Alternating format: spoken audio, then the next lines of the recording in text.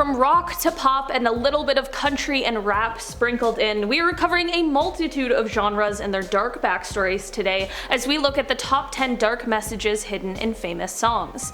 Starting off in our number 10 spot, we have Dinner at Deviant's Palace. Okay, I'll be honest, this is not a song I'm familiar with, but it is a song that is said to hold quite a sinister message. The band Cradle of Filth was first formed in 1991, and they started out as a black metal band, but today we are here talking about their 2007 song, Dinner at Deviant's Palace. Apparently when this song is played backwards, you can hear the Lord's Prayer being recited, but it's also backwards. To be honest, just in general, that's pretty terrifying, but it is also said that satanic cults use this sort of thing, known as a backwards blessing, in order to place a curse on someone. This means that should you listen to the song in reverse, you just might be getting a curse placed on you, so I guess listeners beware. In our number 9 spot today we have Creepin.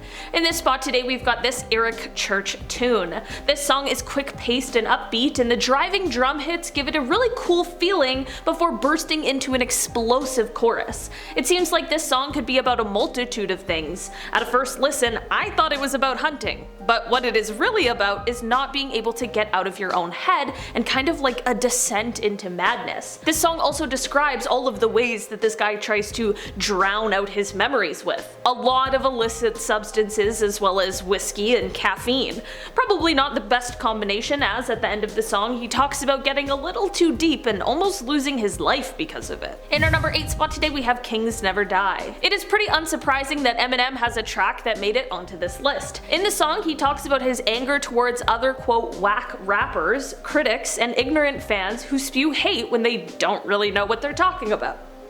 Welcome to the public eye. But at one point in the song he talks about how he would sell his soul to the devil in order to remain on top of the rap game. He then goes on to discuss how, while he loves rap and the music, he hates fame and how he has had to make a lot of sacrifices in his personal life because of it. It is his passion and the only thing he's done for the last 30 years, so it can't be easy to just quit and leave the game altogether. In our number 7 spot today we have They're Hangin' Me Tonight.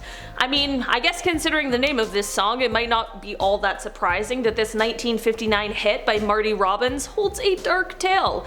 This song is slow, but almost cheerful in sound. It features a lilting guitar and Marty's beautiful voice, but it tells a very dark tale.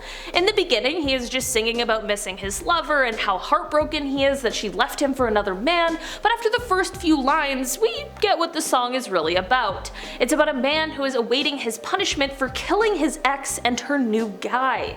He talks about taking his pistol off of his hip and raising it with a trembling hand. He then says he took the life of Pretty Flo and that good-for-nothing man.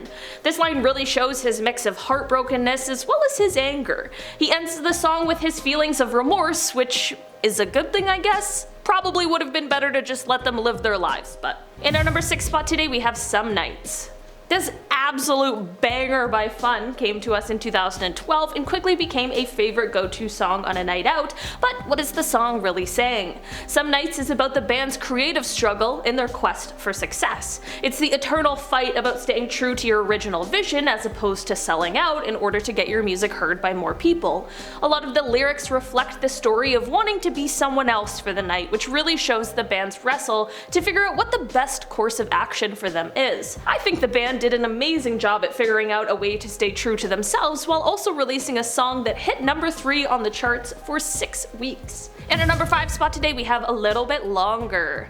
Back during the height of their popularity in the mid-2000s, the Jonas Brothers released this banger of a tune, A Little Bit Longer. All our teeny bopper hearts figured it was a heartbreaking breakup song, but later in an interview with MTV, Nick Jonas revealed that that isn't the case at all. Nick instead revealed that this song is actually about his struggle with type 1 diabetes. He explained that he wrote the song on a day when his sugar was out of range, and it was one of those tunes that just started flowing out of him when he sat at the piano. He claimed that the song only took him about 20 minutes to write because he was just so inspired and driven by this really personal thing.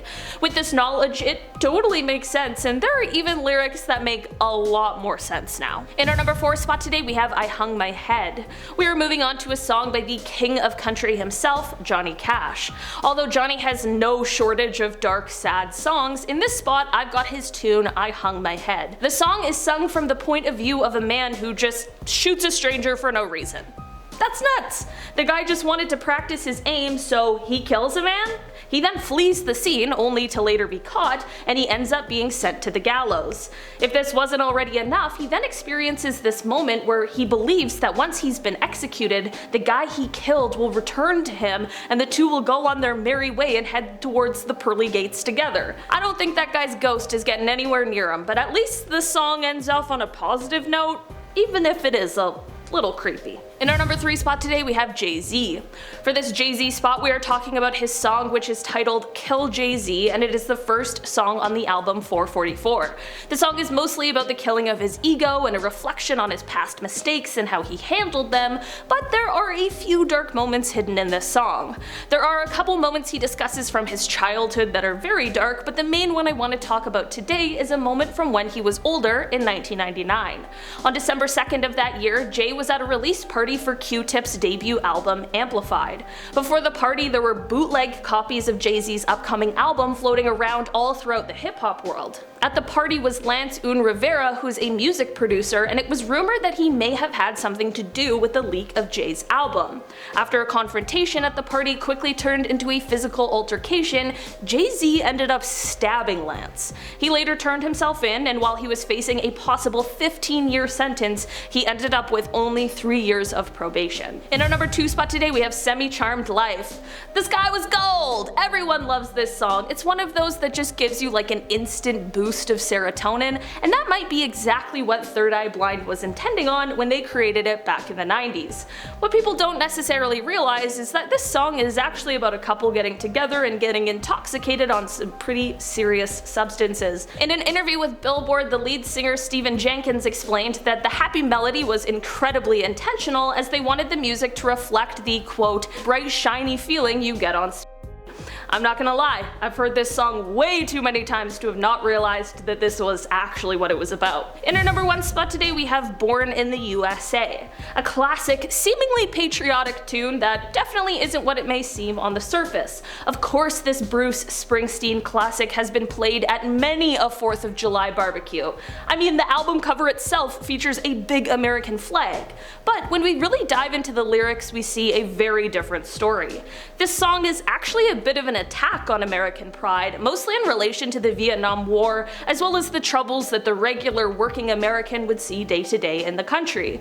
While we tend to belt the chorus at the top of our lungs, the meat of the song really is in the lyrics of each verse. Alright guys, that has been our list for today. Thanks so much for checking it out. I've been your host today, Olivia Kozlowski, and I'll see you next time. Bye! The band Cradle of Filth was Cradle of Filth. That's hard to say. That's like a tongue twister.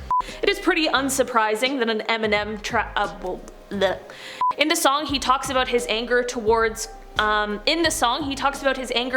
other quote why can't I speak releasing a song that hit number 3 on the charts for 6 weeks. I said 6 and I put up 4 fingers, so nice.